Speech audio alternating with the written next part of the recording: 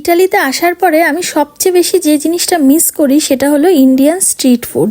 আর Indian street ফুডের মধ্যে fuchka is the best. আমার মনে হয় ফুচকা ভালোবাসে না এমন কোনো মানুষ নেই। আমাদের ইন্ডিয়াতে তো আমরা সন্ধ্যেবেলা হলেই ফুচকা খেতে যাই, সবাই মিলে, মেয়েরা ছেলেরা সবাই ফুচকা খেতে পছন্দ করে। কিন্তু ইটালিতে না এই স্ট্রিট ফুডের চলটা আবার খুব কম, মানে ইটালিয়ানরা খুব বেশি স্ট্রিট ফুড খায় না। আর সামার আসলে তো ম্যাক্সিমাম ইটালিয়ান পুরো ডায়েটে থাকে। অ্যাকচুয়ালি মেডিটেরিয়ান ফুড যেটা সেটা মোটামুটি ডায়েটেরই ফুড।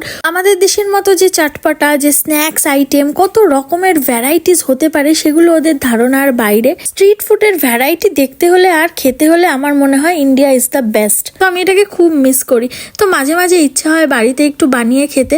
আগে তো এই পাপড়িগুলোও কিনতে পাওয়া যেত না, তবে এখন পাওয়া যায়। এগুলো কিছুই না, সাবুর পাপড় মেনলি যেরকম হয় খেতে সেরকম টেস্ট, শুধু খেলে তো ওরকমই টেস্ট লাগে। আর জল দিয়ে ফুচকার মতন করে খেলে হেভি টেস্ট লাগে।